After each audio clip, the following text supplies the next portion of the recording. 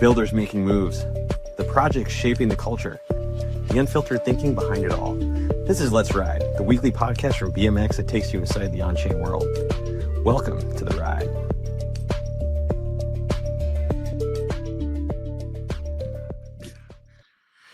Hello, GM everybody. Welcome back to Let's Ride, a series in the BMX crypto podcast where we talk about the builders and projects shaping on-chain culture.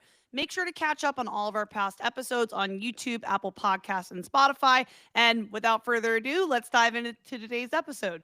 So today we're joined by FireyDev from Millennium Club DAO.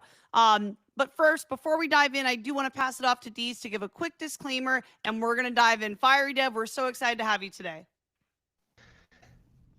Yeah, very excited. And welcome back from Japan, Rachel, and super stoked about today. Before we get started, yeah, we have back from Japan. I know, back on the horse. But anything we get into today is not considered financial advice, so don't take any advice and make any moves. It's all for educational purposes only. And an update on BMX, we have our aggregators integrated into the Deli swap, and so we will announce those on launch. And we're doing some UI work, but soon with the trademark, as we say, for Deli swap. And I can't wait for today's episode because Firey, the man, the myth, the legend, the liquidity master, the man making all the moves. Welcome to the pod. Welcome, FireyDev. Thank you so much, guys. Thank you so much for the warm welcome. It's a pleasure to be here and an honor to be invited by you guys. Absolutely. FireyDev, I would love to take a moment for people who are just getting to know you. By the way, I've heard about your project from Dees. I've heard about it for a while now, and I'm definitely intrigued in learning more here today on the stream. But before we dive into the project, FireyDev, could you take a moment to introduce yourself and tell us about the journey that brought you into crypto? Sure. So my background isn't technical. It's not something which brought me to crypto. I'm originally a lawyer, so I have a bachelor's and master's in law. I specialize in taxation. I practiced law for like 10 years, had my own practice. So during my tenure as a lawyer, during my time when I was handling different financial aspects of like cases and basically facing different sectors of the economy within India, I saw a lot of things which left me wanting for a better system. And coincidentally, early in 2013, when the economy of Cyprus crashed and the citizens were running towards Bitcoin, this was the first time when Bitcoin actually went over $100. And there were a lot of articles, and that's what caught my eye. Before this, I had a technical hobby as well. So I used to build PCs, help my friends fix their computers and stuff like that. So when I heard about Bitcoin, I just bought one GPU and set up a mining rig. And 2013 end, Bitcoin crossed $1,000. The thesis was expanded upon, and thus began my mining operations. So that's how I entered the industry. Over time, I mined algorithms which you have never and probably will never hear of. Was very active in the masternode sector. So during my time in masternode sector, we actually found a Discord community which was born from a rug pull. But then, like, the token didn't exist, but the community carried on. So that is how. Without the token. But that's how the MCLB community was born in 2017, 2018 via just a Discord server from a CTO. So the CTO never went anywhere, but the community stuck around. Early 2020, we moved on to learning more about validators and how to operate nodes for a lot of EVM chains. This is when incentivized testnets were doing really well. So a lot of the community participated in such testnets. For example, for Avalanche, we just had to run a node for 1 month in testnet, and we each got 2,000 AVAX to run our nodes. So that's how we started validating for a lot of these early networks. My original belief about decentralization and access to financial freedom, which is equal opportunity for all, not different interest rates in different countries, for example, was still there. And when I saw that I could contribute as a validator to these networks, it was the best thing which I could have envisioned for my life. And that's when I transitioned full time to crypto. So Phantom was one of the earliest chains I was validating for. And it gave me a large break because I learned how to validate while validating for Phantom. And I have always been a big fan and believer behind OnRed. So when Phantom succeeded, it did well with me as well. And it allowed me to actually focus on giving back to the community. So that's how it all started. And I'm still a firm believer in decentralization. Wow. Well, what an impressive background from Bitcoin mining to validating. It sounds like you have not been afraid to dive into the more technical aspects of blockchain. So that's really incredible, and I'm sure you have a wealth of knowledge that we're going to dive into today. So I'm curious if you can share what Millennium Club DAO is and what is the core mission you're building towards. And I also want to comment, I actually came up in the DAO space, so I have a big appreciation for people who have built a DAO structure for their project. So I'm very excited about this. So, fun fact. Firstly, thank you. You speak too highly of me. It's just how I've survived over the years and cycles, just trying to make sense of everything happening and trying to stick by the tech which would endure longer term. So quite a struggle with the number of things our field cycles through on an average year. Yeah. So speaking of which, I never actually wanted to start or run my own project or token. First primary disclaimer, it was never the part of the plan because I agree it comes with a lot of responsibility, but more than that, it's a larger purpose. Mm-hmm. So initially, as I mentioned, MCLB community was just a Discord full of people who were willing to help each other and contribute. So as I was not from a technical background, these are the people who helped me learn how to run validators.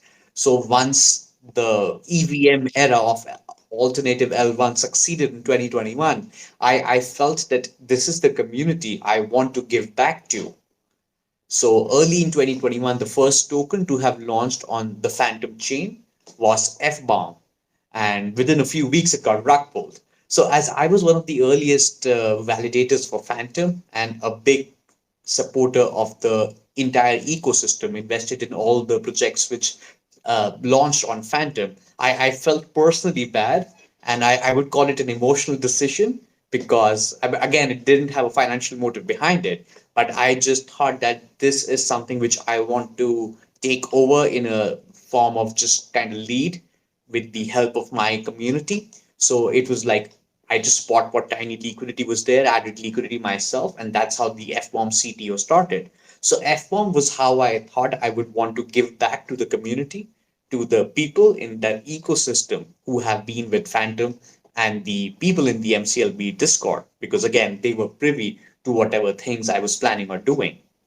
So that is how that entire base is formed. And till then, there was no MCLB like token, or MCLB was just a community with no token of its own. So one of our investments on the Phantom chain was being soft rug pulled by the team, which was found out probably 1 year and two exploits later. So we MCLB community were large holders, with me being the largest holder. There was a governance vote, and the old team agreed to let us take over the treasury and the token supply and the multi-sigs. So that is how the MCLB token was born. We took over a treasury of $500,000. So, fun fact, the backstory is a lot longer than this because the Sounds $500,000 like was it an could be a OTC buy. movie, man. Sounds like a movie. So the $500,000 was an OTC buy. So when the old team was running, I felt they were going to do well. So I bought their token from them for like a $500,000. And that's why I was the largest holder. So when we realized they were rug pulling and I did a CTO via governance, I was chosen to lead. That was the $500,000 in treasury which we got back. So we kind of grew that 500,000 from like at an all-time high to like 9 million, but roughly like 6 or 5 million right now in like 2.5 years. And the way we did that is we found synergy through combining FBOMB strategies with the MCLB treasury. So this has been going along with our decentralization thesis, with us participating in dozens of things which we struggle to keep track of. Wow. That's well, Yeah, go I, ahead, Deez. I was just saying, I definitely want to dig into the FBOMB, how you use FBOMB strategically in the MCLB mission. And once we get through kind of the FBOMB token and why it's special and how it's used, I definitely want to circle back to more of the DAO and the investment structure and kind of the thesis. But yeah, without further ado, yeah, tell us more about FBOMB. Does the F stand for foster care because you came in and saved this, or yeah, tell us more and tell us more what makes it special. So the F actually stands for Phantom. It's the Phantom Bomb, the first token on Phantom. And it has a 1% transaction tax, which is entirely burned. So when we took over FBOM early days, we realized that FBOM can actually be the perfect store of value. So what we envisioned was, when we took over, we thought that, let's say, for example, it's at a 50,000 market cap when we took over. Yeah, it was at a $50,000 market cap when we took over. So we kind of thought that we would buy up all the supply till 100K market cap, and then eventually raise the floor and keep buying because we had that much capital. So the plan was, if we LP our funds with FBOM at that market price, there is no chance of anyone dumping, because we have enough funds to buy the entire supply theoretically. And of course, no, like, the entire supply won't be sold. That's like technically not possible. And if we just add LP and buy from our own supply, we can create a floor. And as FBOM keeps burning, the arbitrages would eventually increase that floor by its own self. So at some point, it would be a lot higher than what we were trying to keep it at. So that's how the original plan started. We just thought that we will LP assets which we are bullish upon with FBOM to create ARBs. And when FBOM value rises, we only get more of the other asset which we are already bullish upon. So if both rises, the LP doesn't really get diluted in terms of impermanent loss. So either case, since we are bullish on both assets, no matter which goes up or down, we can't lose. Yeah, coming at it from two sides. You have the burn mechanism on one side, and then you have the bullish aspect on the projects that you have on the other. So yeah, over a course of time, yeah, you have that deflationary pressure plus the appreciation of these teams that you're bullish on. So creating velocity for FBOM is a big deal. Like in using it as collateral markets, bridging it, moving in and out of LP, because every transaction is a burn. You guys are incredible players in the Metadex game. So tell us how you use some of these V tokens to increase this overall strategy. So as I mentioned, the earlier strategy was based upon LPing with tokens we are bullish on. And as I also mentioned, we are big followers of Andre. So when he launched solidly on Phantom, we went very much in with our treasury funds. Or actually, back then there was no treasury, but we just invested whatever or however we can. And I think that's when the idea popped when Solidly launched. If you could vote for incentives, then that is the one way which you could make FOM succeed. If you hold enough supply, if you add enough LP, you cannot be diluted. You will be providing incentives to a pool which has a token which has transaction tax, which is burned. So if there are multiple pools, more burns, and you can move incentives.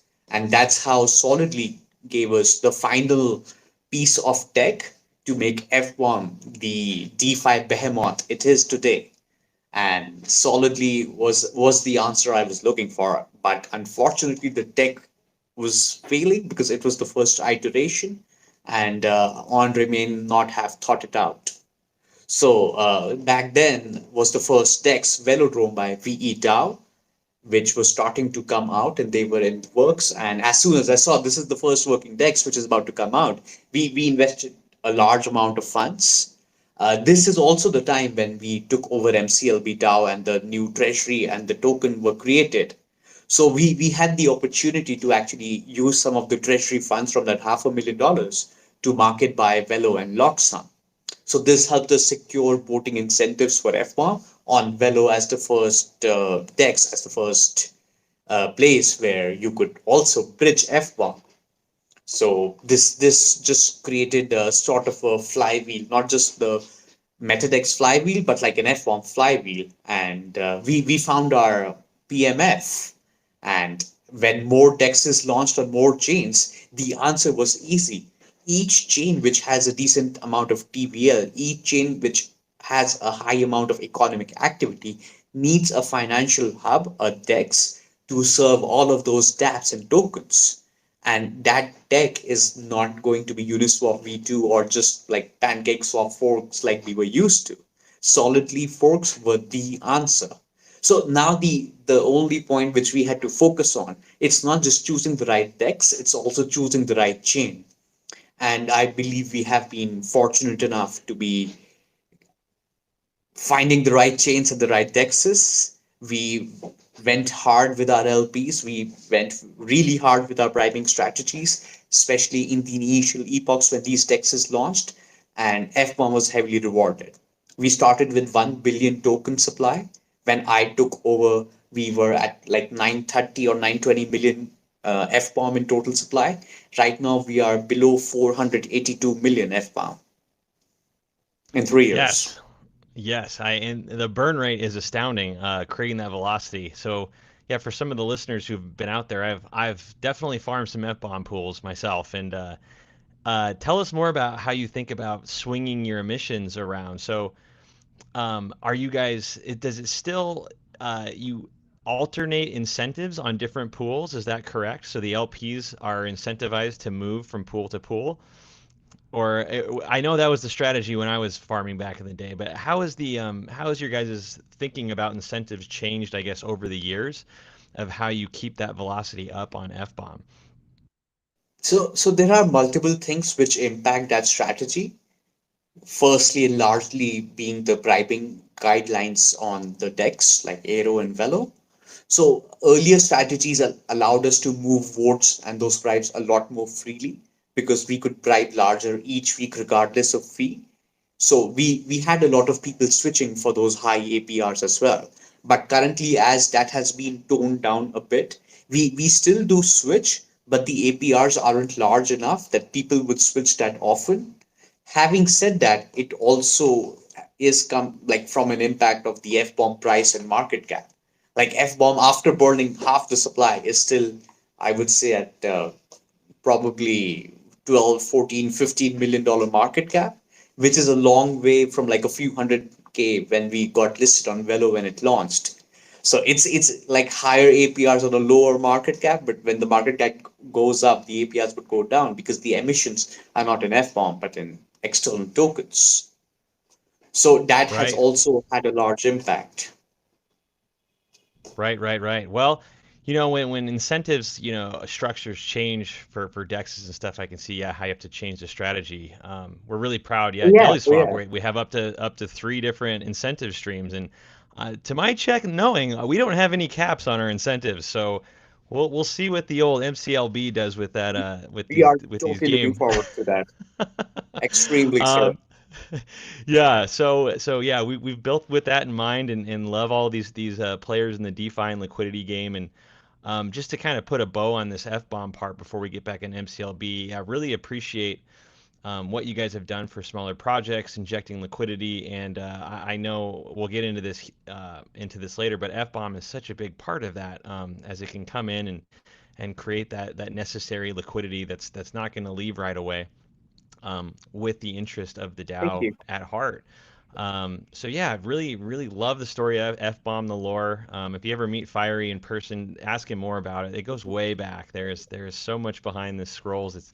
It's really a living legend, a living lore, an epic, if you will, that you're I writing have a over at small MCLB. question here, Dees. Just because you said if we ever meet FireyDev in person, Firey, do you ever go to conferences or events, meetups? All Like, the time. all the Okay, time. I thought you were gonna say no. I'm done with the conference circuit. I'm in the basement building. But so you find the time to do everything that you do and go to events. That's pretty awesome. What events can people find you at or conferences? So I was at Token 2049 Singapore, Okay, like I was in born. Dubai this year. Uh, I think I was in Dubai as well. I forgot.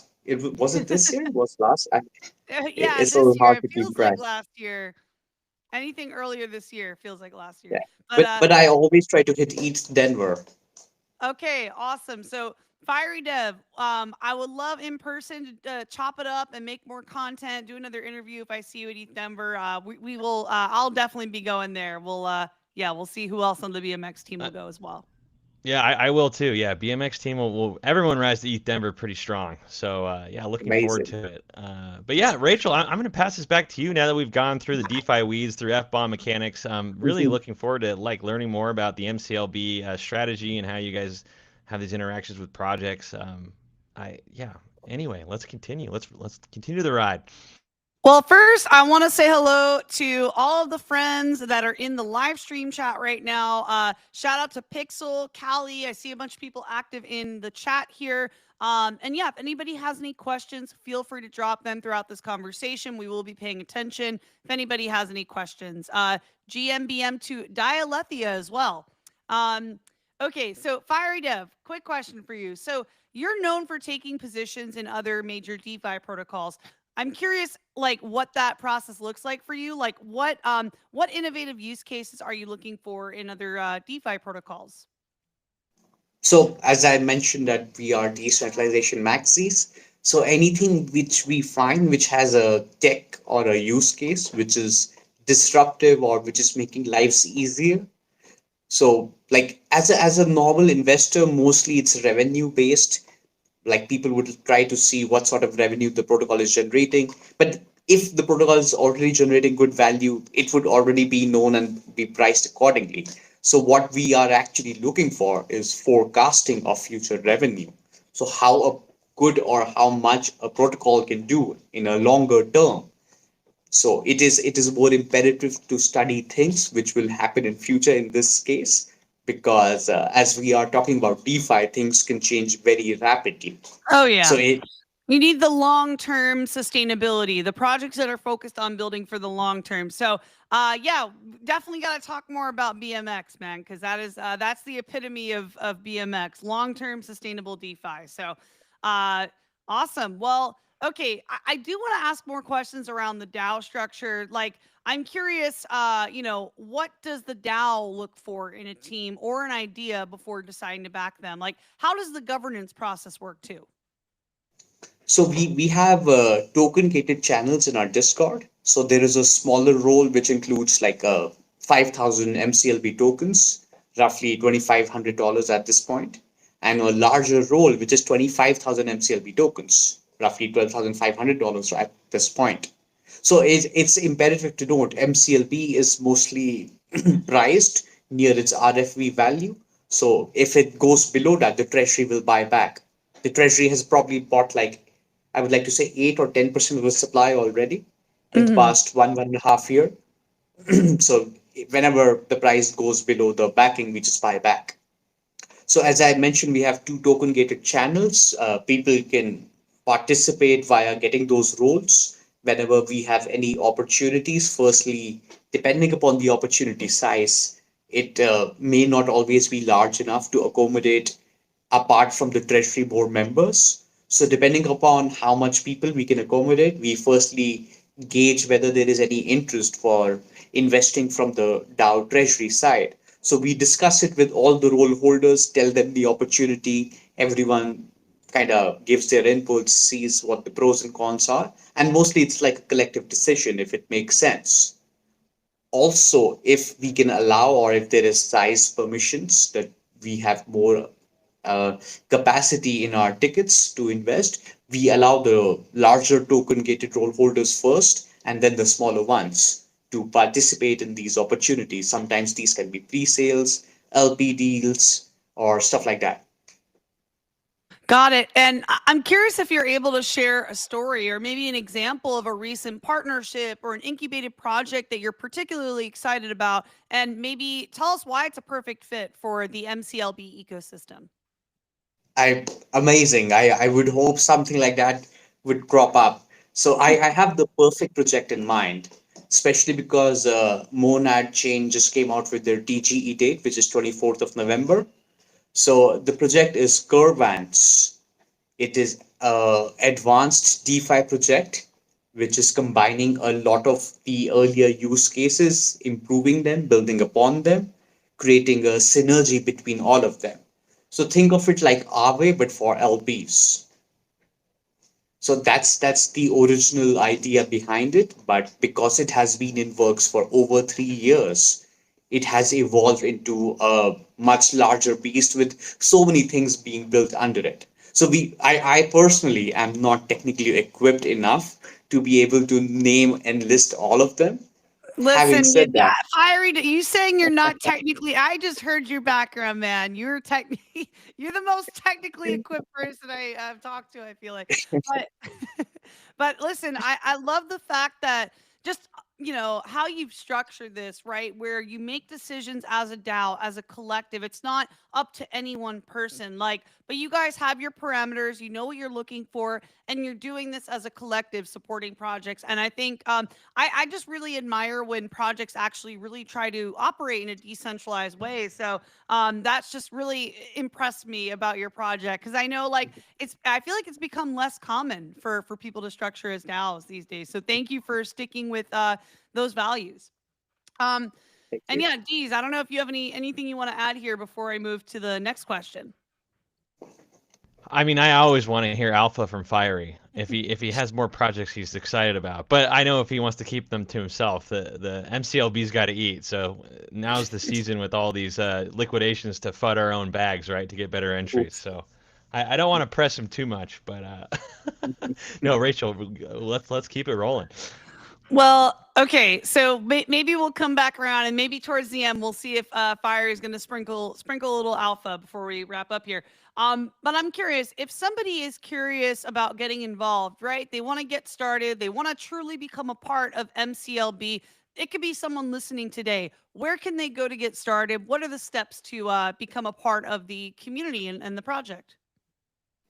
just start with our Discord. As easy as that, nothing complicated. Join our Discord. Just ask, talk in general, whatever is on your mind, what you think you want to do.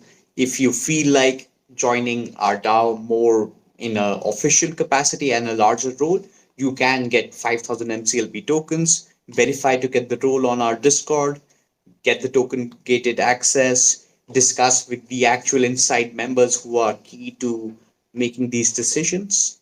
So just join our Discord and we can take it from there. Awesome. And I also want to say, because I see some people who are active here in the chat. I see Just On Chain, Callie, Pixel. If anybody has any questions, or if you guys joining here today are interested in getting involved, feel free to drop your questions in the live stream chat. I have eyes on it right now. Dialethia on YouTube. If anybody is curious or has questions about getting involved, feel free to drop. Okay, my next question for you, Fiery, is how does governance work on a practical level? How can members actively shape the DAO's direction and have their voice truly heard? So the token gated channels I mentioned are the best for this. Our members are long-term members. We don't have a lot of people who are very new because the community has been going on from 2018. So it's a old Discord server with many people being there for years I don't even remember. So it's more of when we discuss, there isn't a lot of one-sided discussion. People are not as emotional as we can see on some Discord servers. It's more constructive. So it's never a tie where we have to actually conduct a snapshot vote to make these decisions. When people talk sense, others can understand and make sense out of it. So it's normally very easy to work with my community because they kind of just talk it out amongst themselves and come out with a unanimous decision, mostly speaking. So it's very, very a privilege to have a community where I don't have drama, so to speak. Oh my God, that's a miracle I mean, in this yes. space. You hit the jackpot, man. It sounds Also, like you also guys we had never your raised challenges in the funds. beginning. Y- Like you got Yeah, through all the tough stuff in the beginning. also we never raised funds. We never had like a public round or any raises, and these are all CTOs. So all the investors had written all the funds off. Like for them, these were like dead investments. So people who are still with us are really thankful about what we have been doing, and that's why I think they're still constructive and they don't feel the need to complain. Hmm. Yeah, I mean that's you really have something special here. You have a community that's excited to show up. You have people who are actively participating, excited. I mean, your energy today, I can tell you're extremely passionate and excited about what you're doing. So I think you guys are have a very positive trajectory here. Um, Real quick, I do have some questions here in the chat. I see just on chain asking, so DAOs are not the hottest narrative right now. FireyDev, what is your motivation for sticking with it? It's not a narrative. It's our like organization structure. I don't want to run a one man show. I mean, I don't want to just do stuff whatever I want. I mean, We it's go like further together. Yeah, I think also, Amen, Fiery. We yeah. gotta clip that one. It is not a narrative. Can we get that on a T-shirt? DAOs are not a narrative. I mean, Yeah, I can't really say more to that. It's not a narrative. It's just what we are. mm, I like that. And I'm sure you guys have heard the quote, if you want to go, let's see, if you want to go further, go together. If you want to go fast, go alone. If you want to go further, go together. Yeah, we burn more FBOMB. Okay, let's see. Real quick, I got another question here. Ooh, this is a good question. I like this because it kind of hones in on the why, right? Like what your why is. Callie asks, Fiery, what keeps you waking up every day ready to build in Web3? Is it the community, the tech, or the challenge? Or I would say, is it all of it? That's a good question. So I think definitely not the challenge. I wake up to struggle that's why I wake up. No, no. So I think it started with community in 2021, and I was very confused about what I wanted to do in this field, or more than that, in life, so to speak. Because I had achieved a lot of what I had envisioned, and maybe more than what I had envisioned. So it was a confusing point. I did proceed to lose a lot of that, so that's a different story. But like that's when I realized that I had something deeper which I wanted to do, and the community was the answer, because they are the ones who taught me the skills which I needed to set up those nodes to be who I am in this field. So my way to give back to the community was my CTO of FBOMB and eventually MCLB. So now I wake up with just one sole thought in my head: how to burn more FBOMB today. And that's how I gave back to my community. So instead of having to think about my community, I have a tangible way to give back. And that's why I don't use an alarm to wake up. I don't need it anymore. Wow. That's beautiful. So it's simple, yet it's logical and effective. You wake up with your mission to burn more F-bomb, and that's kind of keeping the project going. It's keeping the wheels turning. So you know your objective, you know what you got to do. And yeah, FireyDev, thank you for answering. Um, okay, one more question from the community here. Pixel, who by the way I'm so proud of you, Pixel, watching this. She's just taken leaps and bounds in this space. Actually she's one of my friends before I got into crypto, and I planted the seed years ago, like, hey, you should check this out. Then I years later I see she's got her PFP, like she's in the trenches, she's in different communities. So very excited to see her here today. So Pixel asks, what's the most important thing you've learned on your journey of creating your DAO? What advice do you have for someone just stepping out into networking within DeFi? So you actually combined the answer to your first question and the second question. I think in time I realized that networking is actually the most important thing. I mean, it's not technically the most important thing. You kind of want a direction in which you want to head in your mind, but I'm assuming if you are in crypto, if you reach here, you have a specific direction you want to go. It may be DeFi, it may be memes, or it may be whatever you want to do in this field. But if you have that direction, networking is the most important skill, because it will not just tell you more about what you want to know, it'll teach you what you don't know. Because trust me, the number of people I meet so regularly, I'm still astounded. I feel so small and insignificant at times. I feel so illiterate in this field when I interact with people. It's funny. It's just like meeting people will teach you more than any textbook in this field. Let's clip that. Let's quote that right there. It's so true, because you meet people like FireyDev and he's like an encyclopedia. You meet people like Dees. He's an encyclopedia of all things DeFi. So if you go to these, events, pull up to live streams like this, ask questions, get to know people, you will learn from their experience, and we kind of collectively grow and learn together. So hopefully that answers your question, Pixel. But yeah, I mean, she's doing it. The fact that you're here on this live stream asking questions right now, you're doing it. So just keep showing up. She said, oh, here she goes. Thank you. Sometimes I wonder if I'm going on the right track. I'm definitely going to keep networking. Thanks so much, Pixel, and What's happy up? to have you here. Oh, one more thing actually, for someone who's new. Well, this is something which I kind of learned the hard way. So, uh, the two most important tools in this field are Twitter and Discord. Telegram is not the answer. Trust me there. Twitter and Ooh, I Discord. wanna I wanna hear your thoughts there on Telegram. So, 'Cause I feel like everything is happening on Telegram. Oh, yeah, cue up yeah, the DeFi head with a Discord. I'm here for it. Let's go.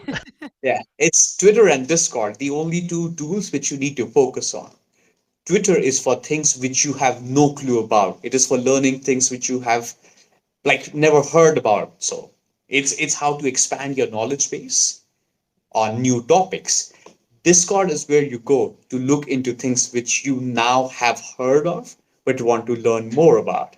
So Discord is your deep research tool, and Twitter is your gateway to just raw data. So you have to filter from Twitter to understand what you need to read into, and Discord is the answer there. And what do Amen. you And go to Telegram for?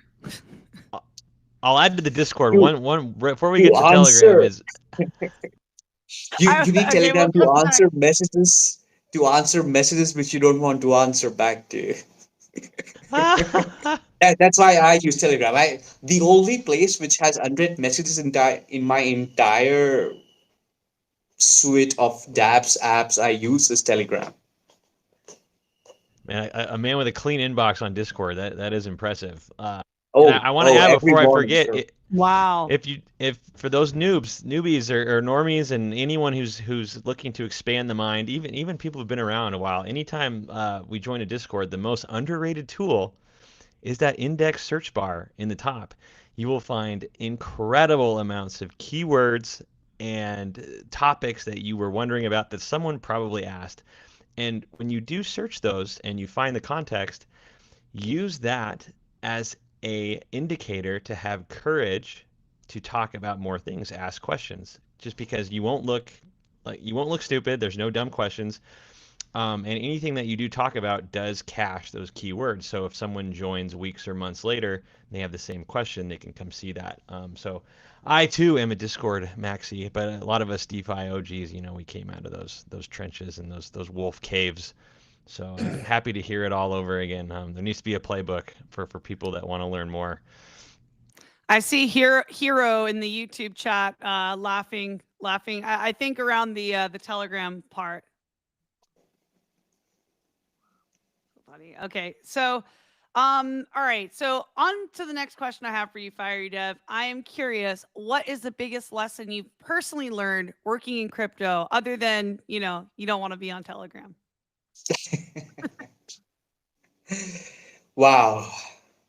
Biggest lesson. There have been so many humbling experiences in this field. I Don't know trust it's random hard to pick stables is the one. latest one. I feel like every day we're learning, you know. Yeah, fair. I mean, wow. It just reminds me of so many things I've learned. It's like don't trust random stables. Don't Don't put click any all your links. money. Yeah, Don't open the PDF. exactly. Don't trust random messages. Always read very carefully because like just one letter different would be a scammer. Yep. Be extra precautious. Use a different machine for your transactions, a dedicated one, completely secure.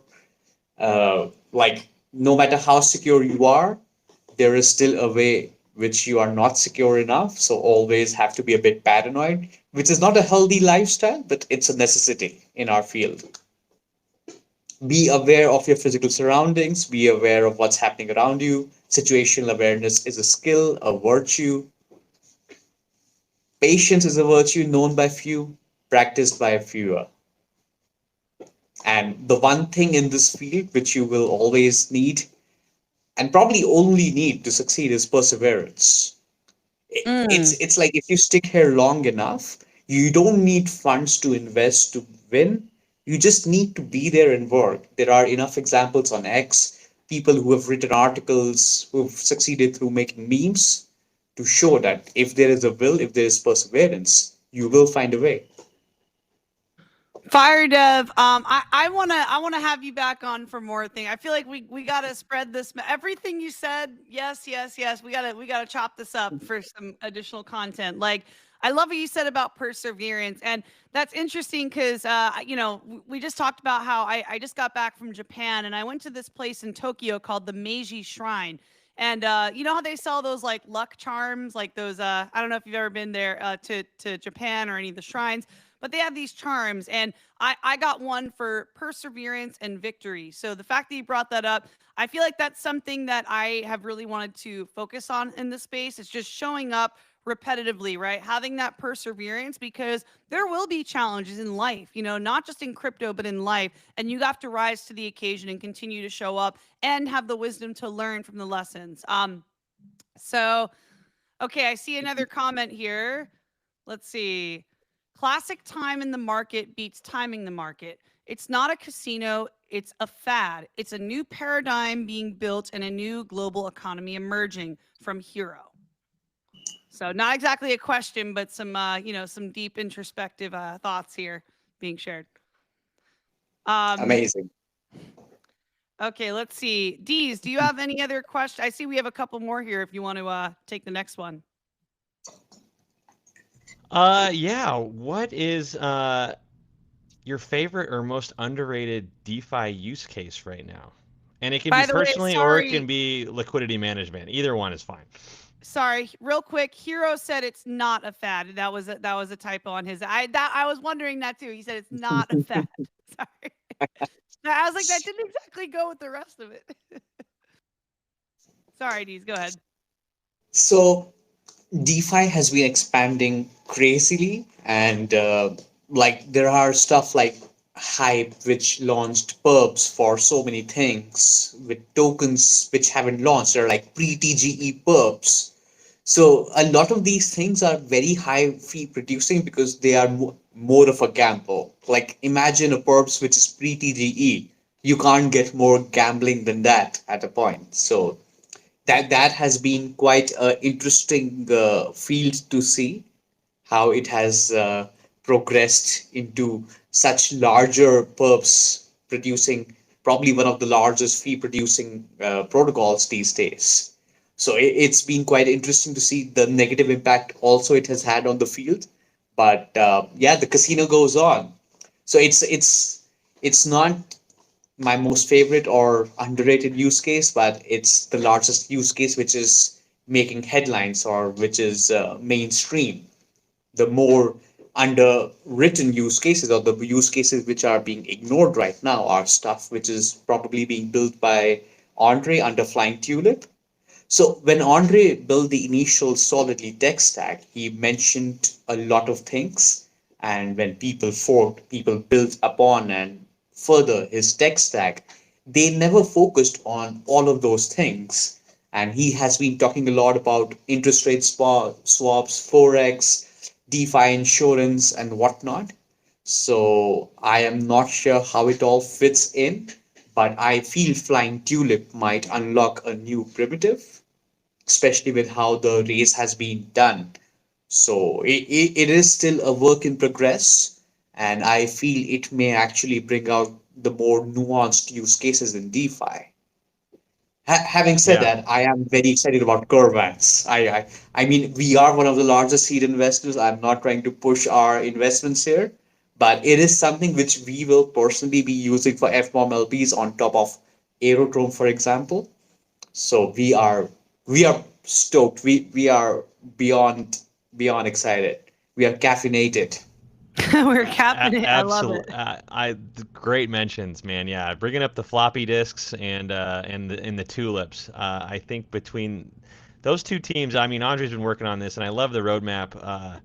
The 3 to 4 years out. I think you're so right. We're going to see a lot of nuances teased out, and then yeah, Curvance. They've been working for so long. They're looking at such a macro level. It's going to be so interesting to see that play out in the cross chain level. And to be honest, I'm glad they waited for this this stablecoin fiasco to pass by before that. I think everything's going to be a little bit cleaner moving forward as far as launches go across the space. I mean, there's always kind of a forest fire every so many years, but Also, yeah, also fun fact. So we are trying to get a bit of our treasury invested in Flying Tulip as well. So once FT launches, we will unlock the FT allocation, and albeit with FMA. yep, So more words. yeah, no doubt about it. Yeah, before we get into the closing thoughts, Rachel, I just want to double tap on all the listeners out there, and if you're curious, really consider joining the FBOMB, the MCLB Discord server. If you've heard or taken anything away from today's pod, is that Fiery and the MCLB community is very seasoned. They're patient. They've been around forever, and if they're willing to, chat like this in person on a live stream, that Discord is such a wealth of knowledge. And then, of course, the BMX Discord, we're always there to support. But yeah, overall, I really like the kind of take home of Discord over Telegram for the people who really want to dive in. And I think those OG servers are just phenomenal places to learn and Yes, lean I on don't mean to be veterans like harsh. Fiery. Yeah, I don't mean to be harsh, but Telegram is for tourists in this field. Yeah, tourists and a lot of BD for sure. I think half my Yeah, the messages I BD have part. The to BD part. Yeah. I see that this is not a registered number, what country it's in, and someone's offering some kind of some service. But once in a while, someone slides into my Telegram message and pulls a little snippet out of my docs. Um, and so that's a tip for Telegram. If you want to stand out from the tourists, open up the project you're looking into, do a little research. Show the people that you've are excited and interested in what they're building, because so And much of this space and is don't built in yeah, basements. and don't offer to list our token on a sex. Oh Please my don't God, say those that. Yeah. messages. That's right. You know where to buy the token off the market, and then you can list it wherever you want. You got to pay Or the the FBOMB tax just like everyone else. or I get that. Would you like to collaborate, sir? Like, I'm not a sir. Okay. So many good tidbits. Yeah, this has been great. I love these keystone live streams, these DeFi live streams. So thanks so much for the time. And real quick, shout out. I see someone else, a new individual jumped into the live stream chat. We have Remember the Name shouting out Fiery MCLB Curator. Thank you. Thank you. So, fun fact, remember the name is the first Twitter threader to have caught on the FBOMB thesis and wrote the first thread. He's the first guy to have ever written a long article on us. He still Yeah, does I see sometimes. him. He's got a Medium. It looks like he does long form content. Remember the Name. Somebody who's educating on MCLB. I see the Medium article or Medium link in his bio. Awesome. Well, Thank you, shout sir. out to everybody who has jumped in today. Hero, again, thank you for sharing your insights. Gist, Pixel, Callie, everybody in the live stream chat. Remember the name. We're super grateful for you all pulling up today and being engaged and asking questions and being curious to learn. So thank you all for pulling up. And FireyDev, one of my last questions for you was, where can people get started? But clearly it's Discord, you guys. Go to Discord, not Telegram. And I'm curious if you have any final thoughts or major upcoming milestones that you want to share before you leave us. Is there any big alpha nuggets we haven't explored? Okay, I knew you guys would ask, so I did not mention this earlier because then I Let's would have to give go. you guys something else as well. Drum roll. So we have been working on small financial NFT projects built upon the FBOMB thesis.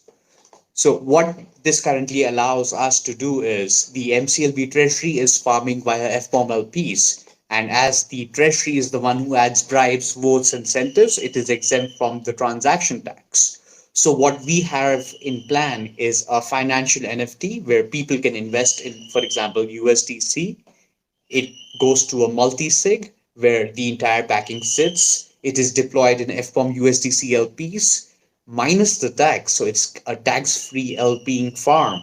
And the LPs are based on dexes which have high fee and high emissions for us accordingly. So the LPs make decent APRs. The fund keeps auto compounding, and the treasury backing keeps going up, along with some fun art from one of our community members.